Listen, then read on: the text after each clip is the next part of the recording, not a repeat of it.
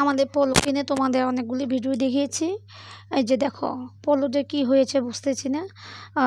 অসুস্থ হওয়ার আগের দিনও সে মুরগি খেয়েছে, সকালবেলাও সে খেয়েছে, কিন্তু বিকেলে এসে দেখি সে একদম নির্জীব হয়ে আছে, কিছুই খাচ্ছে না। আমার ছেলে বলছে মা কিছুই খাচ্ছে না, শুধু শুয়ে থাকে শুধু শুয়ে থাকে। তারপর সোফাতে একটা টাওয়াল বিছিয়ে ওকে শুয়ে দিলাম, গায়ের মধ্যে দিয়ে দিলাম। একদম মনে হয় যে এই যে দেখো তার চেহারাটা কেমন হয়ে গেছে, কী করবো ভেবে পাচ্ছি না। সন্ধ্যায় ডাক্তারের কাছে নিয়ে গেছি, বলছে যে ও একটু ঠান্ডা ঠান্ডা আছে, সেই জন্য একটু দেখেন 2-1 দিন। তারপর আমরা ওষুধ খাইয়েছি, জোর করে একটু দুধ দিয়েছি। তো বলছে যে দুধে অনেক সময় গ্যাস হয়ে যায়, কিন্তু ও কিছুই খাচ্ছে না। মাছটা গুলিয়ে গুলিয়ে পানির মতো করে দিয়েছি একটু একটু করে চামিচ দিয়ে।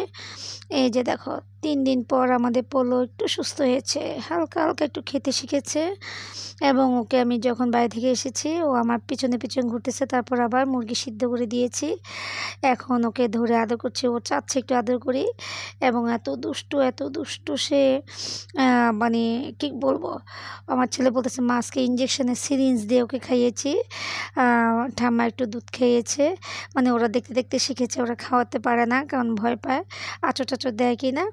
আসলে সে অনেক দুষ্ট, কিন্তু তাকে আমি শুধু নিজের বসে আনতে পেরেছি, ওরা কিন্তু ওরকম পারে না। আমি ওকে ধরে আদর করতে পারি, ও চেষ্টা করে কিন্তু ভয় পায়। সারাক্ষণ শুধু আমার পায়ে পায়ে থাকবে আর আমার পিছন পিছন ঘুরবে। ফ্রিজটা খুললেই মনে করে যে ওর জন্য খাবার নিচ্ছে। আজকে ওর এই অবস্থা দেখে না মনটা অনেক ভালো হয়ে গেছে। তোমাদের দোয়ায় অবশ্য আমাদের পোলো অনেকটা সুস্থ হয়েছে। 3 দিন পর আজকে হাঁটাচলা করতেছে এবং ভালো লেগেছে। কেমন লাগছে তোমাদের? আশা করি তোমাদেরও ভালো লেগেছে আমাদের পোলোকে দেখে। সবাই ভালো থেকো।